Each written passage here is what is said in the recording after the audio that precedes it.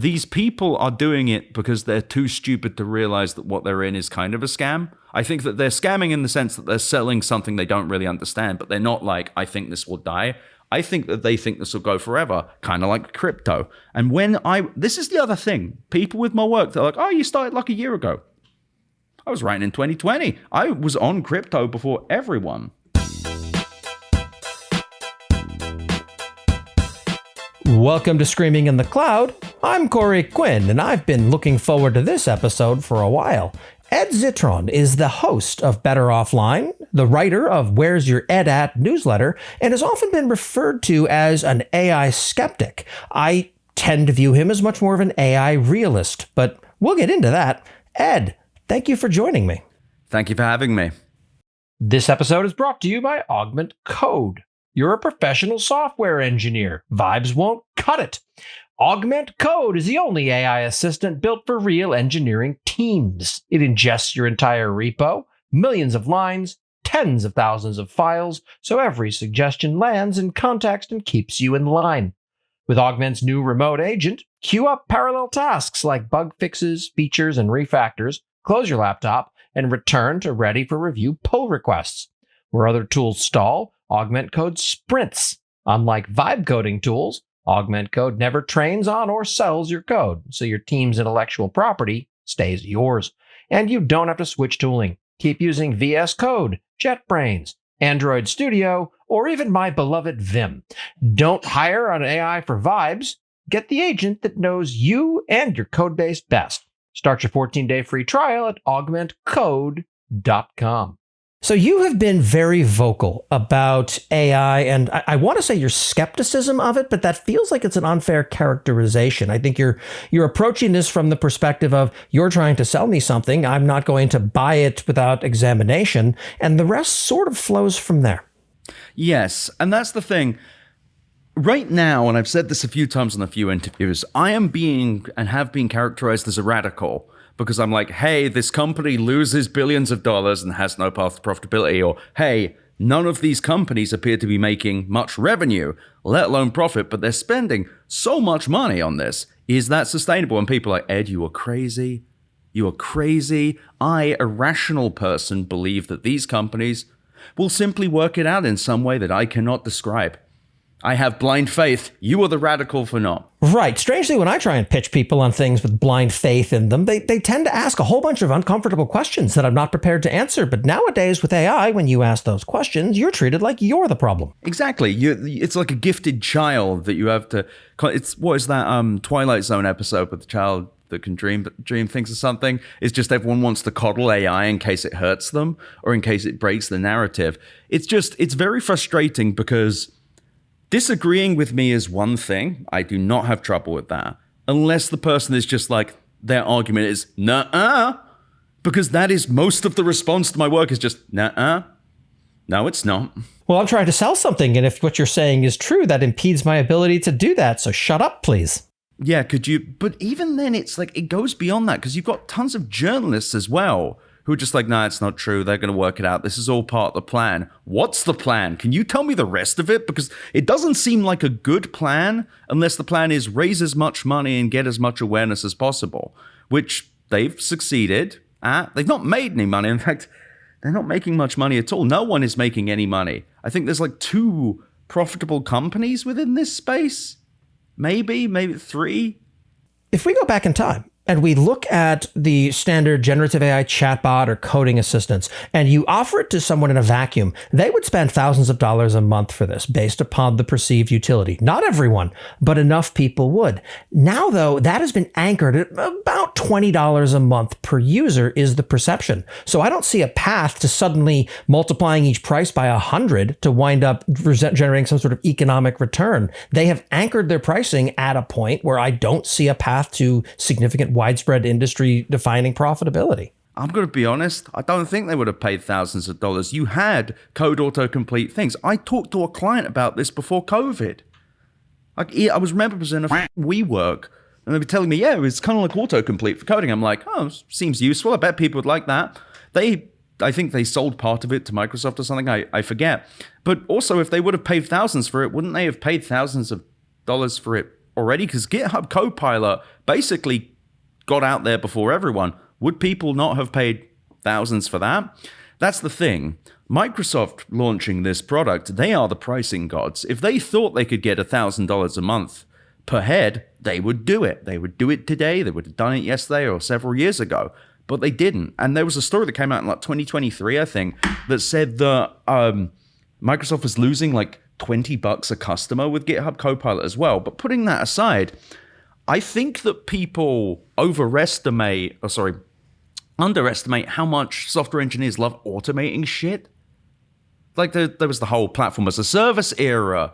With containerization, when it came in, I remember talking to a client at the time, a PR firm, who was just like, yeah, there are people who just do containerization because their boss said they'd heard it at a conference. Nick Suresh, Ludicity, he did a great piece about Monte Carlo. I don't even know what Monte Carlo does, but he has a great piece about how a bunch of people were trying to get Monte Carlo. They were like, why am I talking about Monte Carlo? And no one knew what it was. This is the modern software era. And we can't even make real money off of AI in this kind of specious software era. It's crazy to me, man. The whole thing feels insane. Well, as you said, it's automation. And this is, on some level, from a coding assistant perspective, the purest form of automation of the workflow, which is copying and pasting out of Stack Overflow. IDEs aren't new. It's just...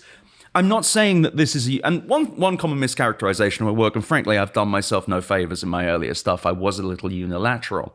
But one common mischaracterization is that I believe there's no value. No, I think this is a $50 billion total addressable market. I think that we are nowhere near the top, but the top is much smaller. And I don't think there is going to be some magical breakthrough. Every breakthrough that's happened is just kind of an incremental one since about 2023, even with the launch of reasoning. Remember when everyone was beating off about Strawberry? And it comes out and nothing happens? Yes, the number of R's in Strawberry, which then all the models special cased, that'll solve it. We'll just play whack-a-mole 100 million times every time someone finds something embarrassing. It's so cool. Well, the Strawberry one was there for a while.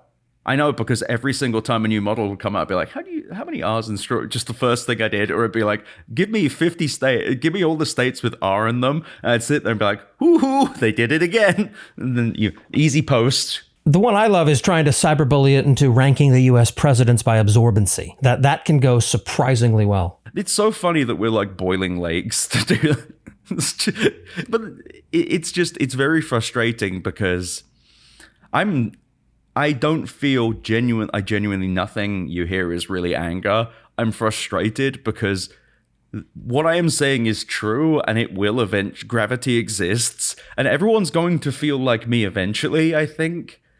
And it's just like, how long do you want to do this to yourself? How long do you want to debase yourself pretending that these children are gifted? Yes, we're still trying to summon God via JSON, and we're hoping for the best, but it's not going super well. You've been tracking this longer than I have. I didn't want to be tracking this, but AWS had a corporate inability to shut up about anything touching AI, and it was all that they were willing to talk about. So I was brought in kicking and screaming relatively late because I resisted for a while.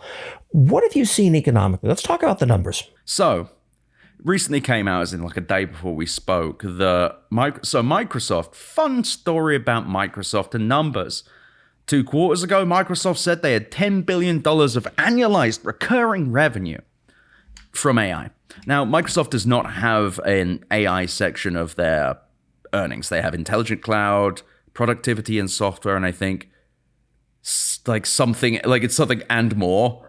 Intelligent cloud, which also speaks to the existence of moron cloud somewhere, but they don't like to talk about it. Yeah, that's actually what large language models are.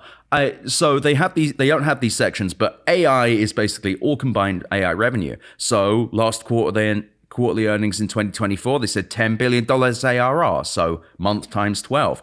Hey, January rolls around, proud as can be. Microsoft's at $13 billion of ARR in AI. Exciting, right? Next quarter earnings come around, they do not update the number. Doesn't update. Why would they do that? Then the information came out a few weeks ago with a story that said Microsoft's projected revenue in AI was $13 billion.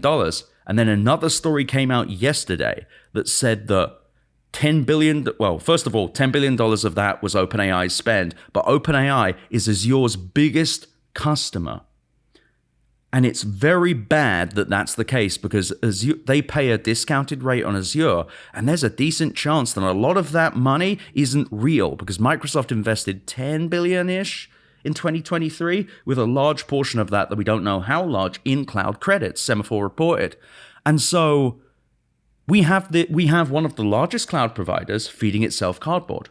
Like that is what's happening. I've spoken to multiple reporters. It's like Azure's old biggest customer, to my understanding, was Xbox. I'm like, okay, great, congratulations. The snake eats itself. But that makes it sense. That makes sense. If you're providing her, I imagine 365 is probably a very, very large Azure customer, just because, but it isn't amortized as revenue because it is cost, which probably has tax preferential, blah, blah, blah, blah, blah. They've also stuffed AI into it. So how much do you want to bet that that is now being considered AI revenue, despite the fact that just people who want to write documents for work? It is, but Microsoft's only making $3 billion of annualized revenue from all of their AI bullshit, other than OpenAI's $10 billion. But what's crazy about the story is that apparently Microsoft invested in OpenAI with top executives believing that they would fail.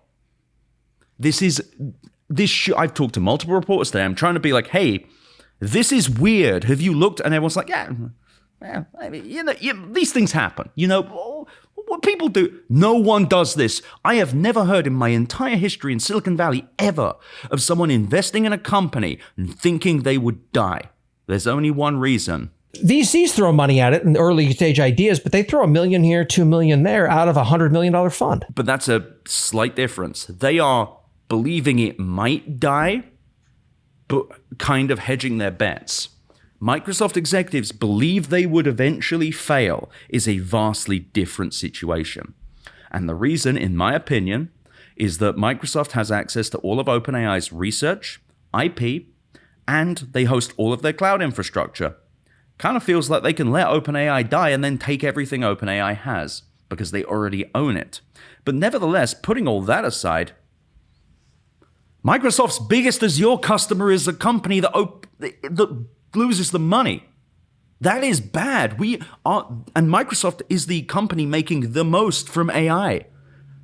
By handing money to a company to hand it back to them. Google is doing a deal to serve compute to OpenAI.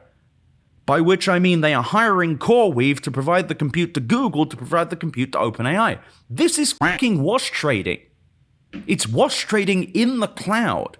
This should terrify people, because when you remove OpenAI's compute, Microsoft's making $3 billion a year from AI off of what, $80 billion of pledged capex? What the fuck are we doing? Like, this is not even radical stuff. I am speaking objective fact. Like, this is stuff that is real.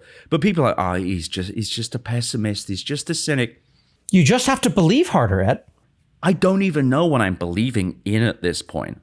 No one can express what it is that I am not believing in beyond they will work it out and model get better.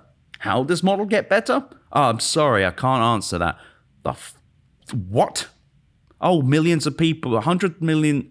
It's actually a really good, as we're on a cloud podcast. Sure. Here's a fun fact. Do you ever notice that OpenAI never announces monthly active users? They only do weekly. Mm-hmm. I did. Yeah. Do you know why they're not doing that? I have a theory. I don't have anything concrete. I'm curious to hear your theory.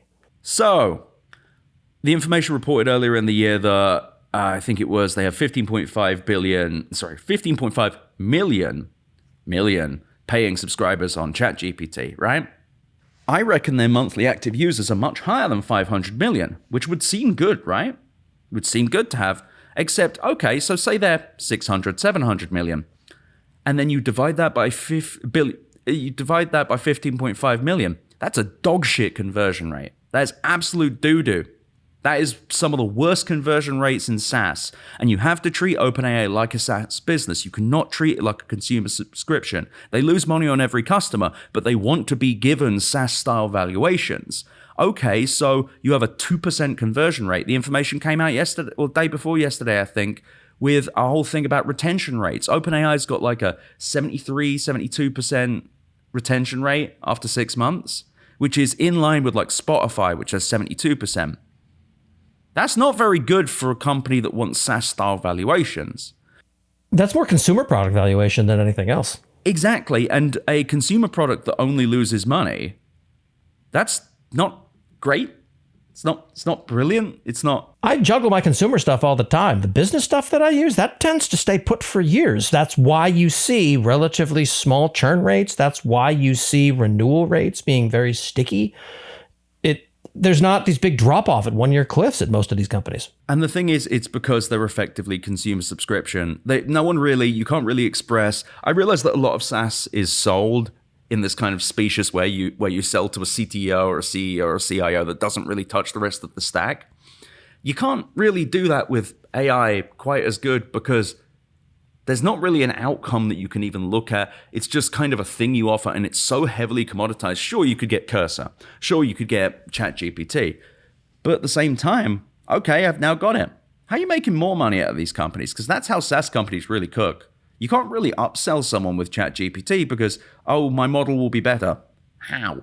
One company goes out with a good model, the other one winds up matching or exceeding it within the next 2 weeks. If you suddenly say you're not allowed to use this one, I can switch to the other one for anything that I'm doing in less than an hour's worth of work, and we're right back where we started. There's no moat. They're fungible. Exactly. And on top of that, if you were trying to sell into the enterprise, I guess if you're doing enterprise ChatGPT subscriptions, fine. But they're not getting the kind of revenue they want. They're not getting the kind of revenue that like a Salesforce would have out of that.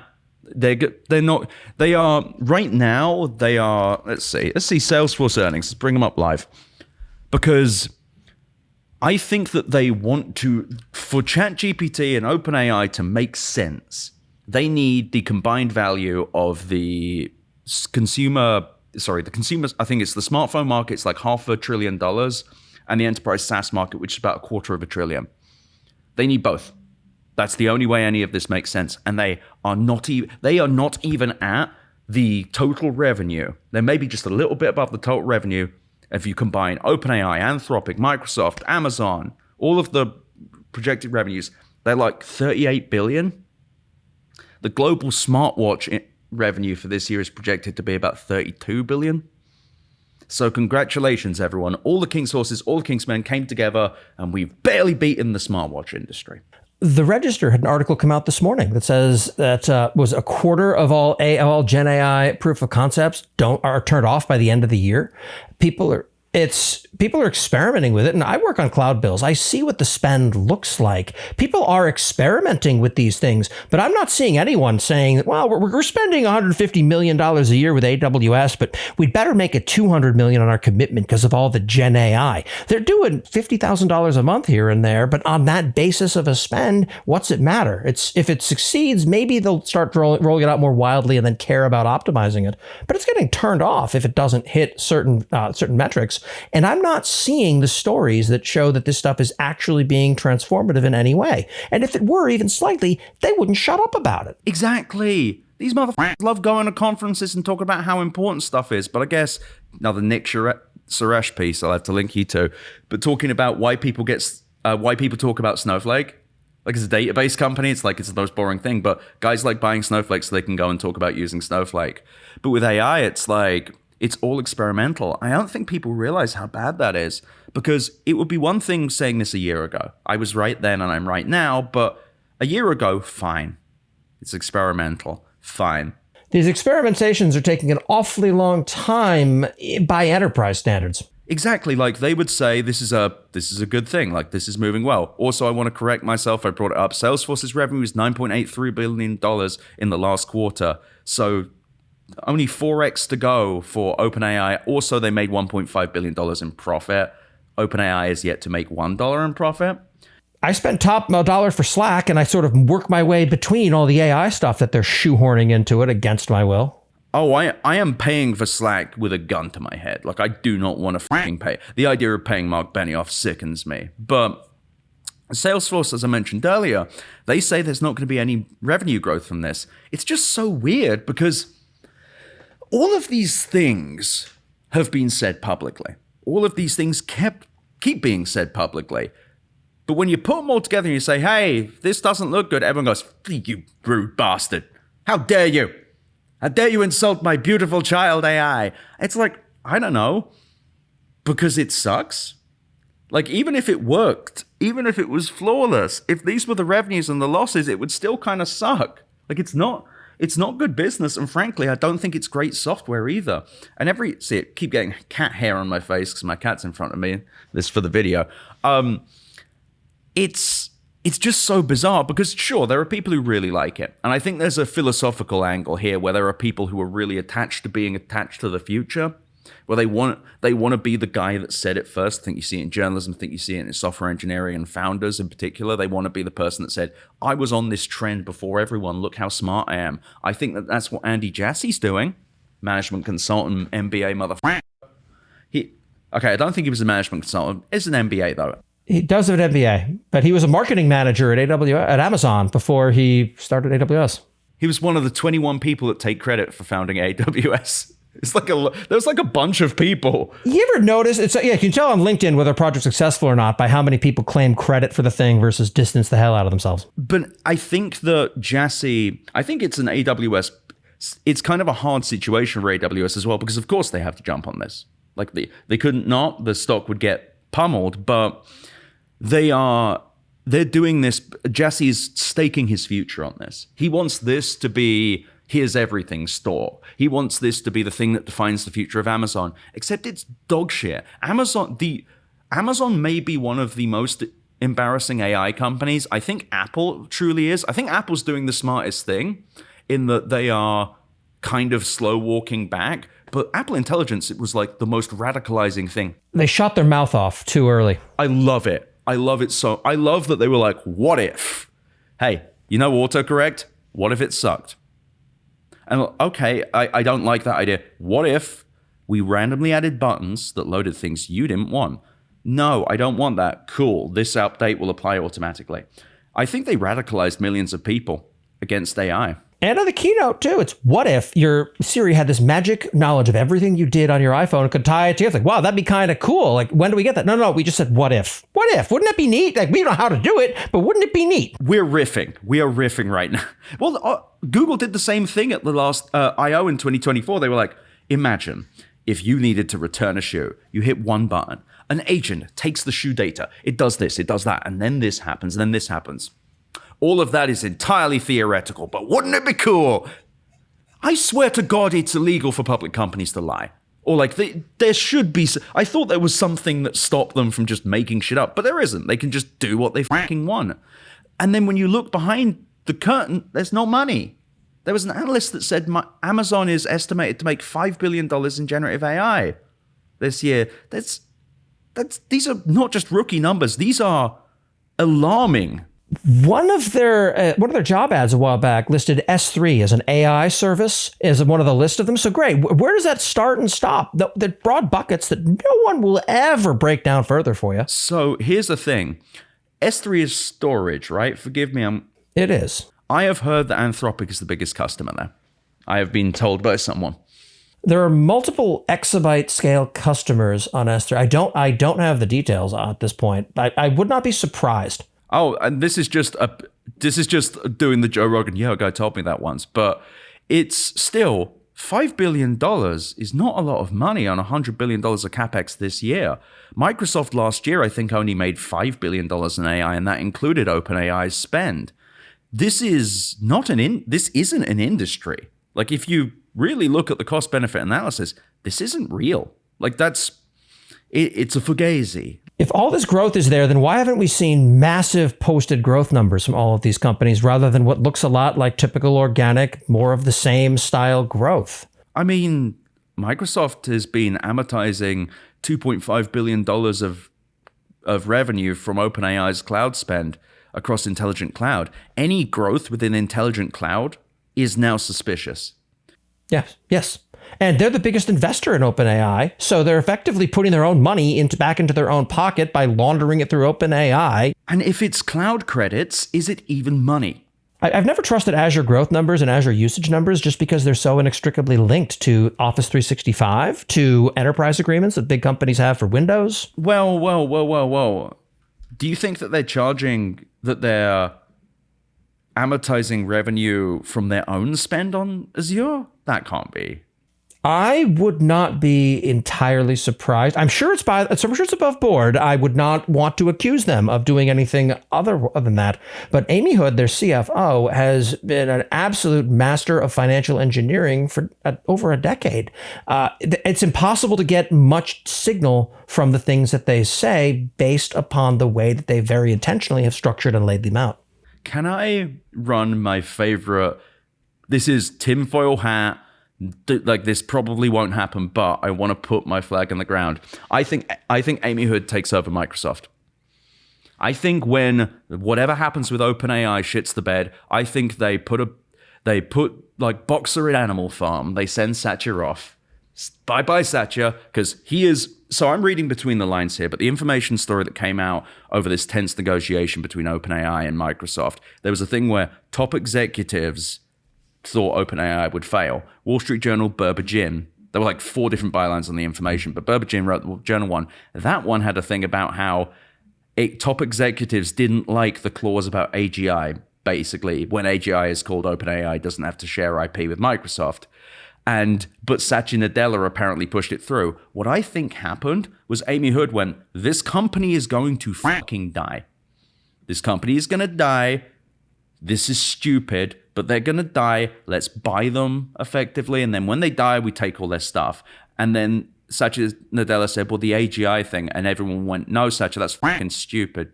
Don't do that. And he agreed to it anyway. It's now a major sticking point. I think when it all falls down, and it will, the Azure thing is a fucking scandal. I think the tech press is doing it, and business press is doing a terrible job with this. The fact that your largest customer is a company that burns money and has incredibly shaky finances, that is a counterparty risk. That is a huge thing. So when this breaks, I wouldn't be surprised if Satya is the one that gets blamed, and Amy Hood, in a responsible leadership role, comes in and just starts fucking savaging the company. Sort of an interim CEO story where they conduct a search, but the search drags on and they remove interim from her title. Or whoever she picks, it's another elder god. She goes back, finds a Cthulhu adjacent creature to take over Microsoft. Because I have friends who think that this Microsoft thing is a plan. It was always the plan. Kind of because of the non-profit situation. I've kind of like poorly explained the situation. Do you want me to? It's entirely up to you. I feel like there's a lot of information around this floating around out there, but basically, OpenAI needs to become a for-profit entity by the end of the year, or they lose $20 billion from their funding. Microsoft is the stopping block because OpenAI wants a bunch of concessions and Microsoft doesn't want to give them. Yeah. And no one knows what's going to happen, and no one wants to say what I'm saying, which is, what if Microsoft just lets them die? Because if Microsoft says, no, we won't let you convert, OpenAI dies. They can't go public. And Microsoft owns all their IP and research anyway and handles all their infrastructure. Well, what about all the CapEx they did explicitly for OpenAI? Yeah, because those things can't ever be repurposed for other customers doing the different things. They never said it was just for OpenAI. They just said for AI. Amazon has been saying that Project Rainier, all of these specific data centers, are for Anthropic. And there was a New York Times story about it, yeah. Indeed. And I'm very curious as to how that plays out, because they're talking a lot about how, Anthropic says that they've trained, that they're running Claude Opus or Claude 4 on Trainium, which is interesting because I have looked far and wide and I can't find any Trainium or Inferentia customers. The two that I'm aware of from keynotes were Apple and Anthropic. Anthropic, they've invested $4 billion in, and Apple has been known to be a large AWS customer for quite some time. When we see contracts being negotiated between these things, who says what on stage at whose conference is always negotiated into that. Apple never says shit about other companies' products, but they did at reInvent last year. Gee, I'm sure there was no contractual stipulation there. Also, no one has said that they're running their Claude 4 models exclusively on Trainium. So what did they do? Did they try running a quick, and here's the thing that ties the last bow on it and just this one side bit we can run on Trainium and the rest we use NVIDIA like grown-ups? I don't know, but they're being cagey and I don't trust them. Well, they also, one of the reasons they wouldn't have said they exclusively run on Trainium is that both Amazon and Google have separately claimed they're the exclusive cloud provider of Anthropic. It rocks. I love that just lying, just lies. It's an amazing competition, though, between Amazon and Google over who can hit Anthropic harder with the money stick. I want to be the centerpiece in that competition. I would love to get like $100 million. That sounds so fucking sick. $4 billion each. Then Amazon made it $8 billion, and I'm sure it's all AWS credits, so out of one pocket into the other. Oh, no. It did. Amazon then converted whatever it was into some sort of new vehicle. So they were actually able to book that as profit, like their stock in Anthropic as profit. Corporate bullshit. They're better at this than Microsoft. Microsoft made such a bad. They really thought OpenAI would die faster. But looking at the original $4 billion investment from November 22nd, 2024, Amazon and Anthropic deepen strategic collaboration. Amazon names AWS its primary trading partner and will use AWS Trainium to train and deploy its largest foundation models. Yeah, use them too.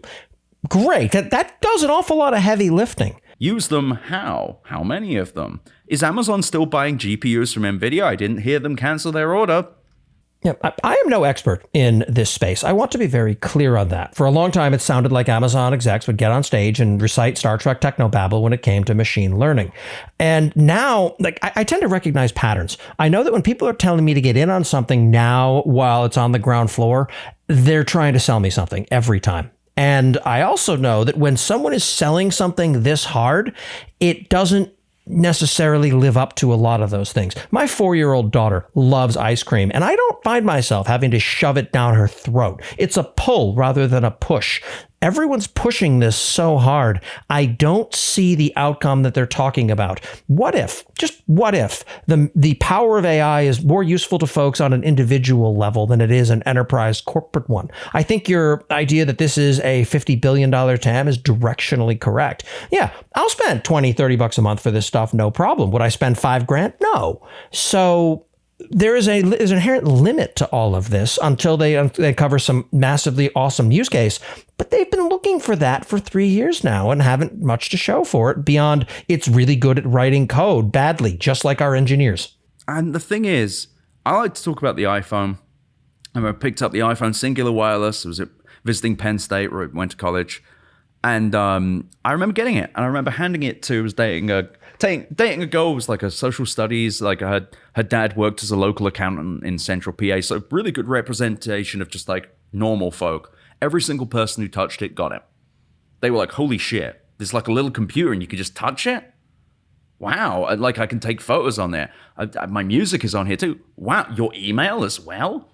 Do you even, like, they kind of immediately, like, the channels started forming in their head. With AWS, people loved, oh my fucking God, I want to strangle every person. AWS lost money at first. Ooh, AWS did that. Ooh, big fucking deal. There was a path to profitability. There was an obvious way in which this would become profitable. On top of that, you didn't have to explain to people why AWS was important. It made sense. It made sense immediately. Suddenly you could provision stuff instantly. Overnight, you could run an experiment in your dorm room and realize, oh, this is stupid. No one's going to buy it. And you're out 27 cents, as opposed to having to buy and rack servers and wait 16 weeks because Dell can't get its act together and sign leases in data centers. That was transformative. And it was obviously transformative. It was obviously like you didn't have to, like you had to sell people. Amazon loves to sell it, but you didn't have to like con people. There were no people going around it. If you don't get, I imagine there was someone saying if you don't get in on the cloud early, there's always someone. But there was an obvious point. You didn't have to like talk like a wizard.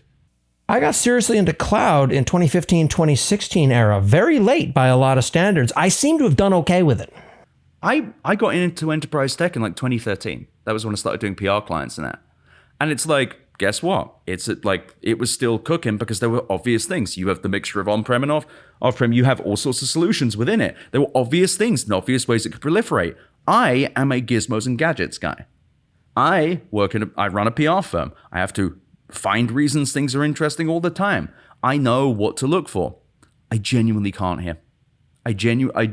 I have tried, even the coding. On the show, I had Carl Brown from Internet of Bugs, who I adore, and he really explained it where it's like, yeah, it can do some code, but mediocre code can be dangerous. If you know what you're looking for, it's great, but do you always know what you're looking for? How much of this are you handing off?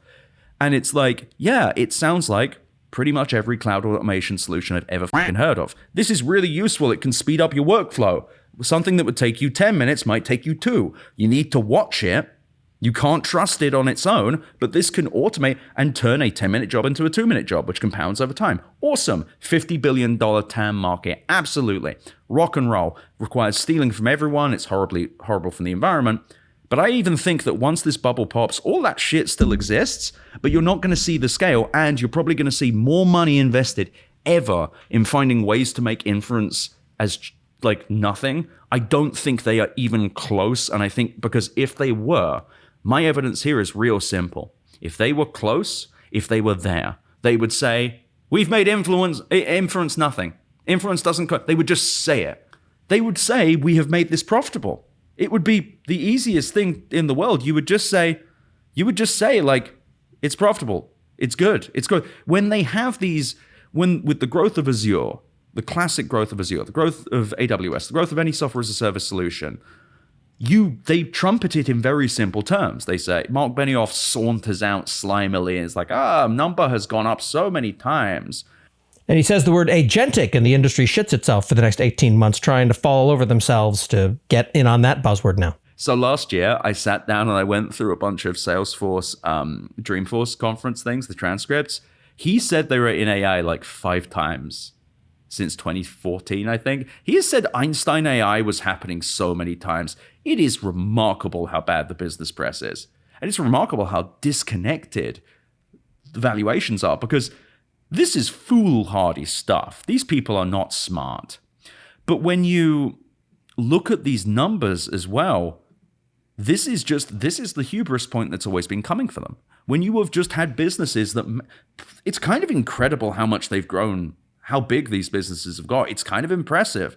Good or bad people that they are, they've been able to make remarkable businesses. I just think that they got it by accident. I don't think that they were super intentional with everything, because if they were, well, they would be doing it again. Someone would have found, and Microsoft was the one that seemed to have worked it out. They had more, even if it wasn't profit, they had more revenue than everyone else. And then you see, it's them eating cardboard. They fed themselves their own money. And there should be shareholder lawsuit. It's unbelievable. This episode is sponsored by my own company, the Duckbill Group. Having trouble with your AWS bill? Perhaps it's time to renegotiate a contract with them. Maybe you're just wondering how to predict what's going on in the wide world of AWS. Well, that's where the Duckbill Group comes in to help. Remember, you can't duck the Duckbill bill, which I am reliably informed by my business partner is absolutely not our motto. One question I do have for you on the inference economics, though, I hear what you're saying, but one of the arguments I would make against that would be the fact that Google has been shoving their dumb AI nonsense into every search result for a while now. And I have a hard time believing that they're losing money on every search by shoving that in. That would well, on some level, that would show from orbit at the scale that they tend to operate at. And their engineers, some of them whom I trust, have said that they are not. But I have a hard time seeing how that gets there, except for the fact that TPUs sound like what Trainium and Inferentia wish they were, as far as actually supporting things. I don't have any insight into the economics of it. I just can go by what I see. And they have a stupendous amount of inference running all the time now for these things that no one wants. And it's fast inference, too, because people aren't going to wait 5 minutes for a page to load. A few things. One, they're not just using TPUs. They're absolutely using Nvidia chips. They buy an absolute shit. They did a recent thing. Wow, we can run one model on one H100. Well done. Doesn't mean they're not losing money. And that engineer, they may have some insight, but how much financial insight do they have? If Google was, and also real simple, if Google was not losing money, they would say they weren't losing money. How would we see that they're losing money? Where would that be on their earnings? We wouldn't, because they bury these companies. Amy Hood is not the only finance wizard out there. I forget what the CFO at Google is, probably intentional there. But Sundar is a McKinsey guy. These people are evil. McKinsey, flesh-eating bacteria of business. They're not going to say it, but also they would just say inference is free. And would they burn billions of dollars? Are you asking whether, just want to be clear, a hyperscaler would burn billions of dollars chasing AI? because they already have. They already are. They would burn billions. Maybe they're even wrapping some of that loss into their capital expenditures. Who fucking knows? They don't tell us. But there is plenty of evidence that these companies are willing to lose billions. Google they bought Character.ai, kind of, for $2.7 billion just to get Noam Shazir back, who's one of the original Attention is All You Need paper writers, the Transformer paper that kicked off this generation. Google does dumb shit all the time. Everyone hates their integrations. Yeah, I think they are losing money. I think they're willingly doing so, and I think they'll do it again. I think that they have their nasty growth pig, search, and all of their monopolies allow them to finance many money-losing operations. Do you think... I actually really need to look into the economics of Chrome, because I can't imagine that has direct revenue. But it's kind of like Meta. Meta's absolutely losing billions, 100%. And do you not think that... Yeah, Meta's very clearly thrashing and desperately trying to find the next thing. I love what they're doing. I love it. I think it's the funniest shit in the world I've ever seen. It's like watching Zuckerberg's midlife crisis play out before us. It really is. He is having like hell of a midlife crisis. I thought Elon Musk was having like a midlife crisis, but someone said something to me on Blue Sky about this earlier. Yeah, that Meta is being the live golf of AI research. I think that is one of the funniest ways to put it, because it really is just like this giant evil company that everyone hates being like, do you want more money than realistically a person can conceptualize to come and work with me on large language models becoming super intelligence? By the way, here's my chief AI scientist. His name's Jan LeCun. He disagrees with me. He does not think this is possible. This is your boss. Oh, and Altman was saying that Meta was offering $100 million signing bonuses that people were not taking for bullshit. That is generational wealth money to come work with some douchebag for a couple of years. Who were they offered to? Sam Altman? Two things. One, they have hired some people, including a guy with like one of the most insane names I've ever said. I've been looking forward to saying this out loud all day. Let me just get to this. Oh God, this name is so good too. His name is Trapit Banzai. That is quite the name. That's an incredible name. I'm called Ed Zitron. I have a phenomenal name, but Trapit Banzai, might have to marry him. But is it Trapit Banzai Zitron is actually pretty. Anyway, girlfriend's gonna hate that. But there we are. She'll understand it's for the content. But where was it? Yeah, these $100 million offers. I reckon Mr. Banzai probably took one. Well, as Altman said, they offer to their best employees. So definitionally, anyone who takes it is not one of their best. Oh, of course he's going to say that. But I think it's great because, like I said, Jan LeCun, chief AI scientist, says that large language models will not become super intelligent. It's like, this is your boss. I've hired you to do a job that your boss doesn't like, but I am also your boss and his boss. Have fun. Oh, good. Mommy and daddy are fighting again. And constantly. Like, it's like being born into a divorce. Like, insane stuff. But on top of that, what are you fucking doing there? The head of your team is Alexander Wang of Scale AI. Not for nothing. If they offer me a $100 million signing bonus, I'm doing whatever the hell they asked me to do until that earnout is done, and then you'll never hear from me again. You want me to hit myself in the nuts every morning? It'll happen. I can buy new ones. That's right. I would learn. You're right. Hit myself in the nuts every morning. I would learn Node for that. Yeah, I mean, I will $100 million. Yeah, sure. But on top of that, there's two other things that I think have pushed people back. The Information had some good reporting on this as well, where it was, first of all, people were like, the Jan LeCun thing, they were like, hey, what are you doing here? I don't think you really understand. Because Mark Zuckerberg, it's actually kind of a compelling offer. He was saying, I will give you a shit ton of money, and also you won't have to worry about compute resources, because OpenAI classically Sam Altman is very vengeful, and he will restrict access on compute and resources at OpenAI if he doesn't like you. Been reported repeatedly. I think it was in Karen Howe's Empires of AI as well, and Washington Post, Natasha Tiku had some stuff, I think. Pardon me if I got that wrong. No one has ever offered me all the compute resources I can use because they know my kind of horseshit. I mean, I would be working out ways to burn it. I would just go in there and be like, $100 million? This is time to be the most annoying gentleman. But the other thing is I wonder if that's not $100 million up front. Maybe it's more like still $5 million. I would probably still do the nuts thing. Yeah, 20-year earnout. Yeah. Yeah, but it's probably structured in a weird way. Oh, no, there's no way they're cutting checks for that. There's just no way. It's probably got weird cliffs to it. probably milestones. And on top of it, you are, and on top of that, the actual job sounds like it would be fucking miserable, because do you think Mark Zuckerberg is going to put more or less pressure on you? No, you are the person that he is going to blame when this doesn't work. That is what I would take $100 million to do that. Oh, sure. I'll do it, and I'll just expect that I'm going to need to cry to my therapist after every meeting. Fine. Oh, I wouldn't be crying at all. I'd have $100 million. I would go into work every day dressing however Mark Zuckerberg last dressed, and then just claim I'm copying him. I would just create chaos. Like, I would jokify the entirety of Meta's AI department. It would be amazing. Well, you don't need $100 million to do that. No, but if I got that money, I would have someone, my Joker makeup guy every morning. just the guy who comes in.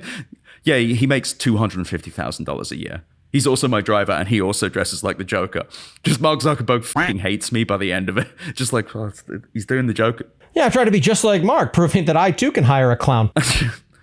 He does look like a clown without his makeup on. He really does. It's the frizzy hair and the weird, like weird tan. We saw a few years of business, Mark, where he honestly, I will give him credit where due. He has managed to reinvent himself in a way that few people necessarily can. He went from the hoodie dude to wearing a suit all the time dude to people confused him for a robot dude. And now he's just weird, because I have to imagine at that tier, you don't have to have anyone around you who doesn't empower you to do whatever the hell you want to do. You surround yourself by nature with yes men, and that is not good psychologically for anyone. You realize, though, that like Mark Zuckerberg can't be fired. Yeah. Like, he can't be. He owns more board seats than anyone. There's nothing they can do. They couldn't even sue him out. So he will drive this bad boy into the ground. But top of all of that, his last rebrand worked only for a minute. And because it worked on the media, which he thought would be enough, no, he needed it to work on Donald Trump, except Donald Trump doesn't like new money. The actual trick for Mark Zuckerberg would have been to align with some sort of elder god creature, some sort of aged finance freak, like if Sheldon Adelson was still alive. Or rest in piss. Oh, yes. My personal favorite Zuckerberg trivia on this is apparently he's 5'8" or so and hates it, to the point where he has people stage his Instagram photos so he looks taller. In Congress, someone took a picture. There was a cushion on the chair so he didn't look like he was drowning in it. Now, I don't give a shit. People are going to be however tall they're going to be. But the fact that he is so wildly sensitive about it, and for all his money, he can't buy himself 4 inches of height, is nothing short of hilarious to me. I'm 5'9", neither short nor tall. And now that I know I'm taller than Mark Zuckerberg, I feel so powerful. Also, who cares if anyone insulted my height? Sorry, he's 5'7.5", apparently. Which, whenever people start saying a half, that's how you know they're sensitive about it. I hear Sam Altman's the same. I've heard. I don't know his true height. If Sam Altman's like 5'1", that would be that's what I'm going to start saying. I realize we've kind of got off of topic, but the fact is, this does tie back, which is, we're discussing people just spending billions of dollars for no reason.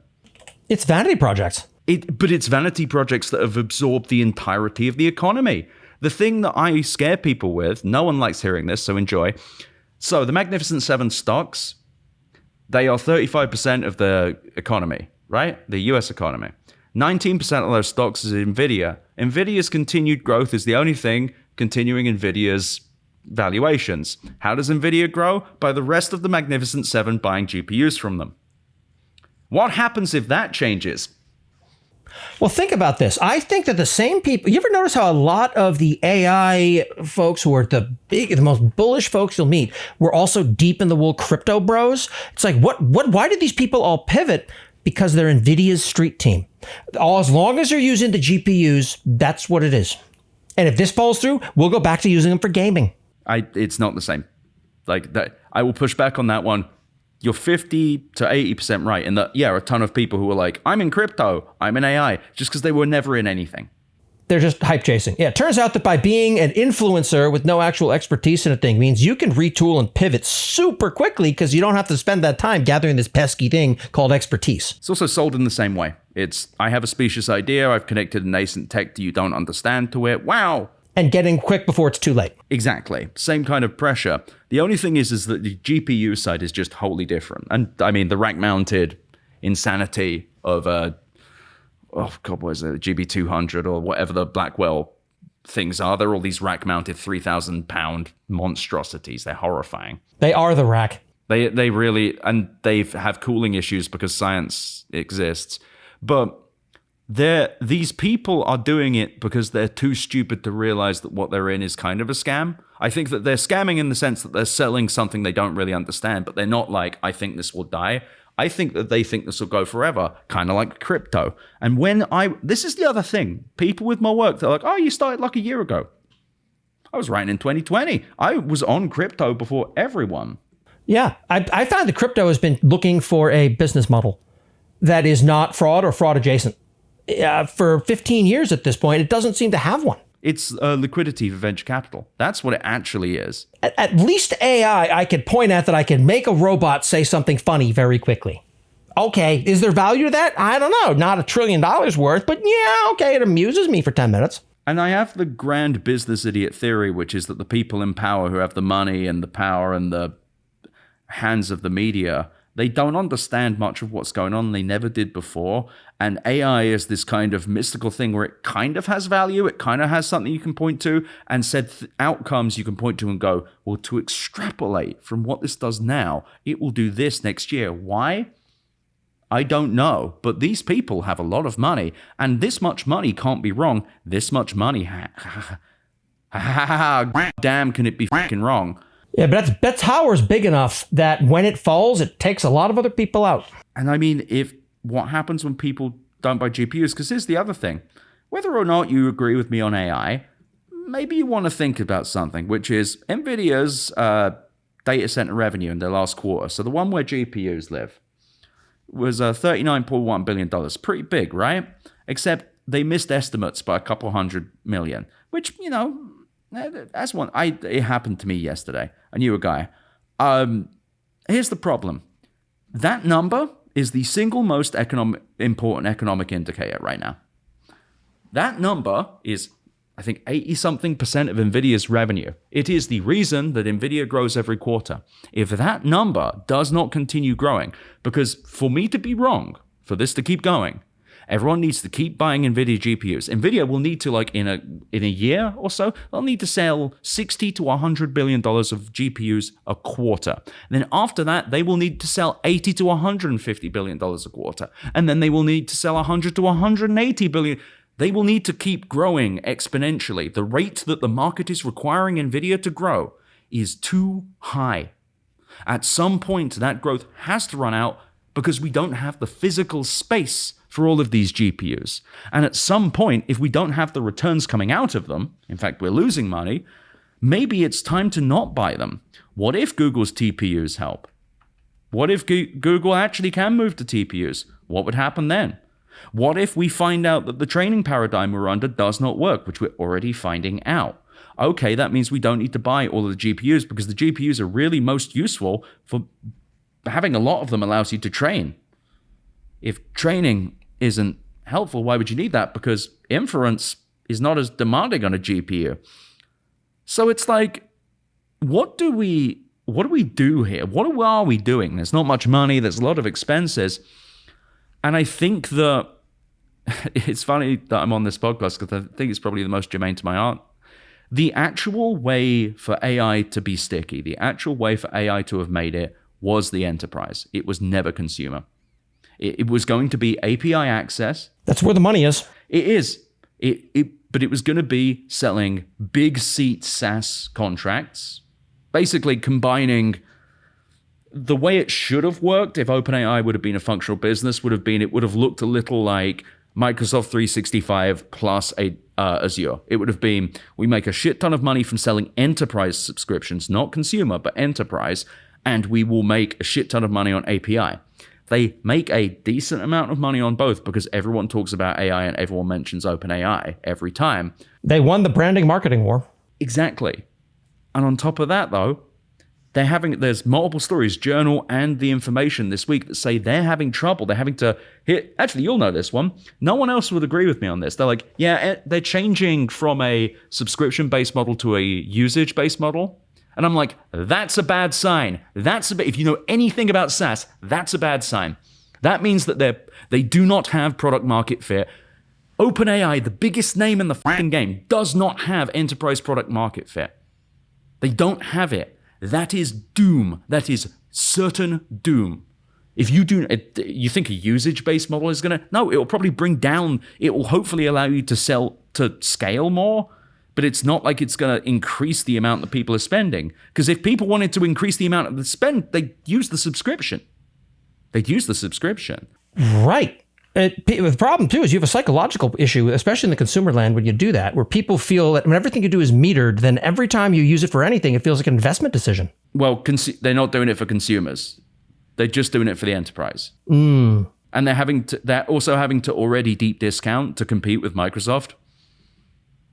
It's like these are, on a SaaS and enterprise sales level, these are terrifying stories. But most people, it's just really bad. I built a dumb Blue Sky bot, the AWS Snark bot, where it effectively just tracks the news that it comes out of their What's New feed, summarizes it with inference, and then puts it out there. And that's it. I haven't yet made it do anything funny on it, but that cost me something like $1 a month to run that thing for the many hundreds of things that come across that RSS feed. And it's, okay, that's an interesting toy, but it cost me nothing.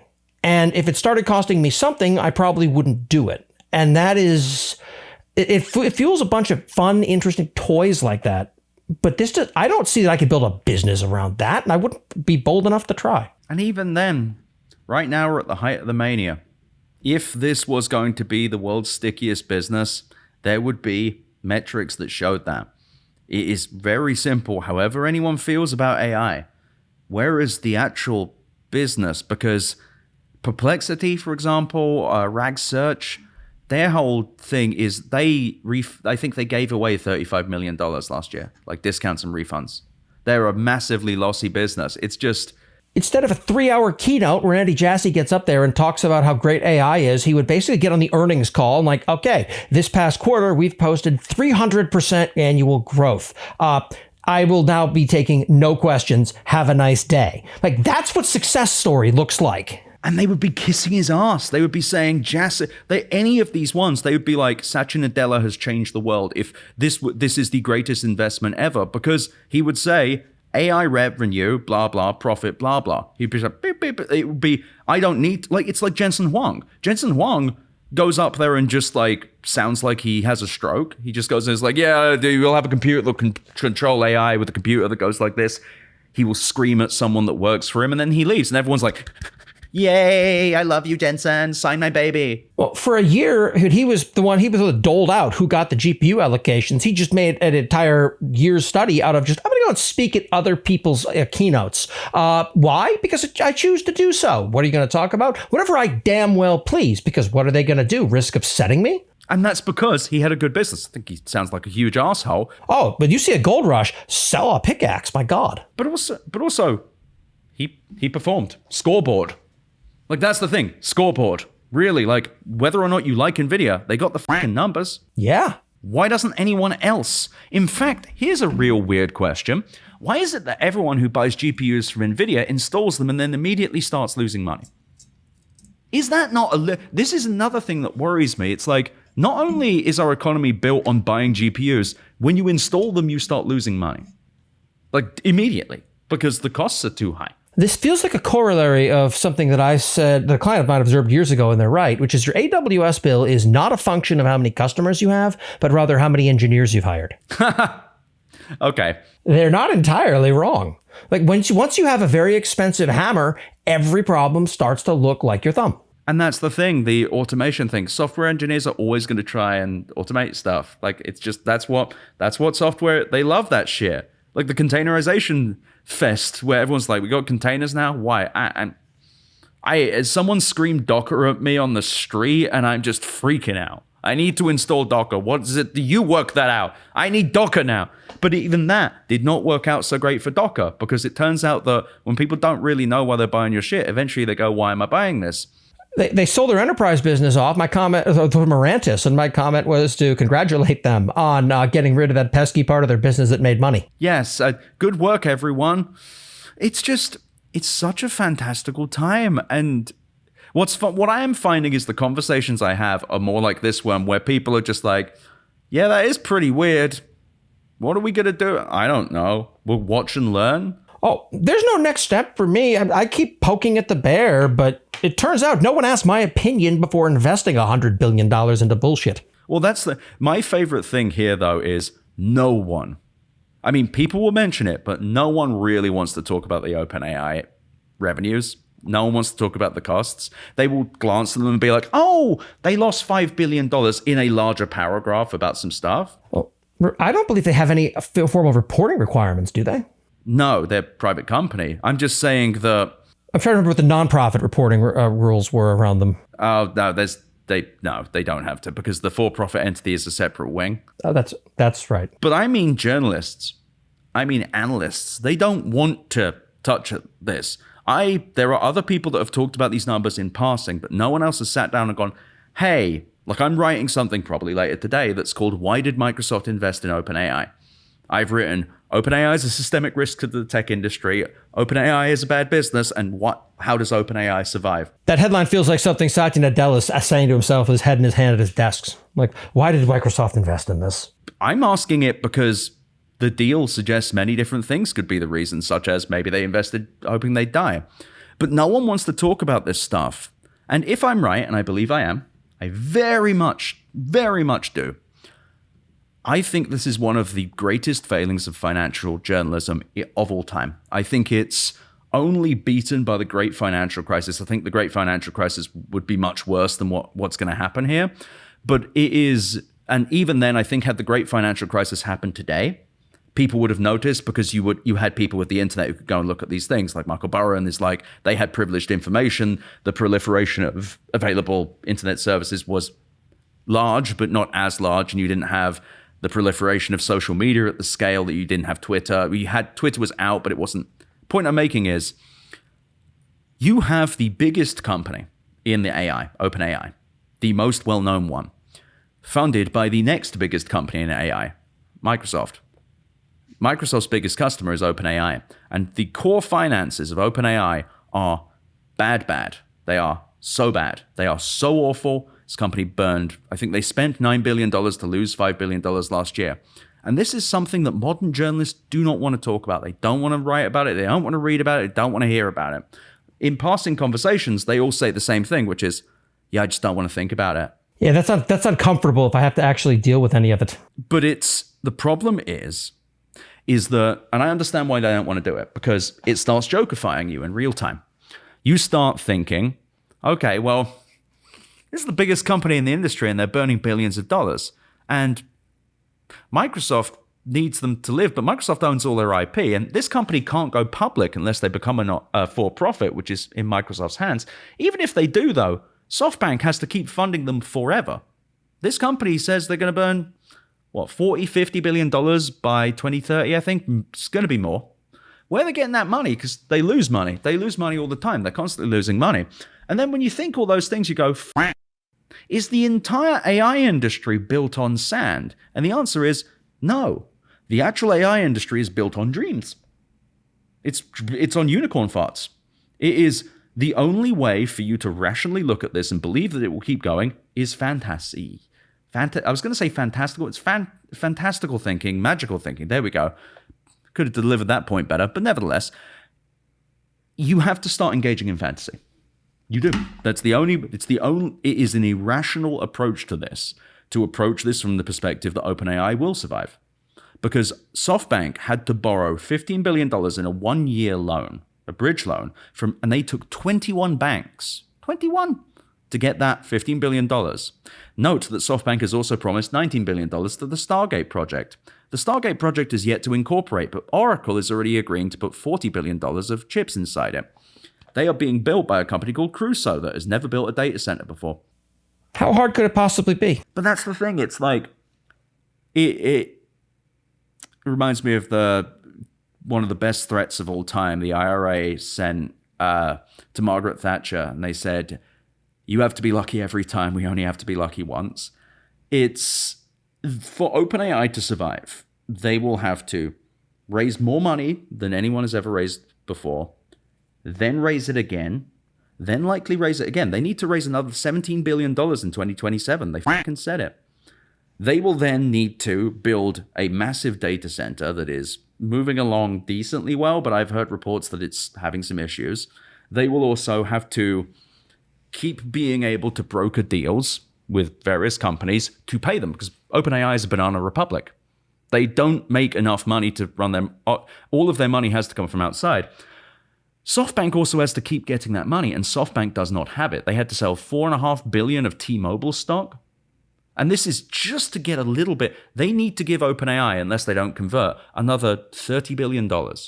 Now, they could syndicate $10 billion of that, but still, that's another $20 billion. They do not have. They don't have the cash. The 15 that they just borrowed, 6 to 7 of that went to Ampere, another company they're buying.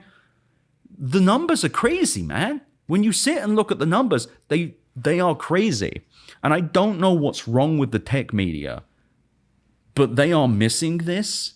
And when this blows up, I'm going to look cool. I'm going to look cool as fucking shit. This is going to be very fun for me. And everyone else is sort of going, well, how could we have possibly known? Oh, and I am not going to let anyone say that. At the moment anyone says that, I will have I have links ready to go. I'm going to be like quick shotting. You how could you have known? You follow me, Cupcake. Talk to me, baby. You have my cell. I am going to be annoying. I'm going to be trotting around. I'm going to find the exact level of annoying I can get before I start losing credit.